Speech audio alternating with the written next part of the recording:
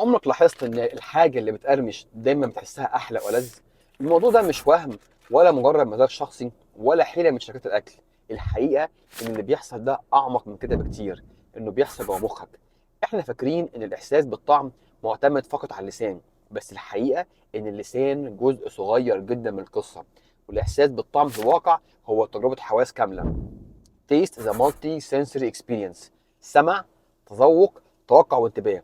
فأول ما بتاكل أكلة بتقرمش، الصوت بيعمل حاجة اسمها attentional capture، اللي هو بيخطف تركيز المخ فورا.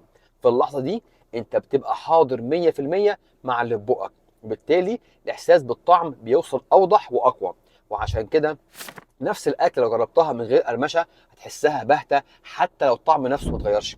وطبعا مفهوم ان صوت المقرمشه مش بيغير الطعم، لكنه بيغير في المخ الفليفر بيرسبشن، طريقه ادراكك للطعم. سبب تاني اقدم بكتير ليه صوت القرمشه بيخلينا مبسوطين، ان مخنا متبرمج تطوريا من ايام اجدادنا القدماء ان القرمشه معناها ان الاكل لسه طازه ومش فاسد وامن. من غير ما تفكر، اي حاجه بتقرمش هتحبها وتثق فيها فورا. في كمان بعض نفس الموضوع، القرمشه كفعل تكسير هي تفريغ صغير للتوتر، وعشان كده ناس كتير بتقرمش وهي متوتره، او بتتفرج على فيلم مركزه فيه قوي، او مشغوله، او حتى زعلانه. وفي علم النفس ده بيتسمى ستريس ريليف بيهيفير.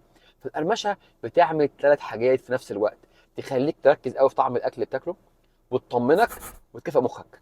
وده السبب الحقيقي ان الحاجه اللي بتقرمش دايما طعمها احلى، وزي ما قلنا مش عشان هي احلى فعلا، ولكن عشان مخك بيحسها احلى. المره الجايه وانت بتاكل شيبسي او فشار او مكسرات او حتى لقمه عيش محمصه، خد بالك ان انت مش بس بتاكل، انت بتسمع، تتذوق، وبتحس. اتفضلوا معايا.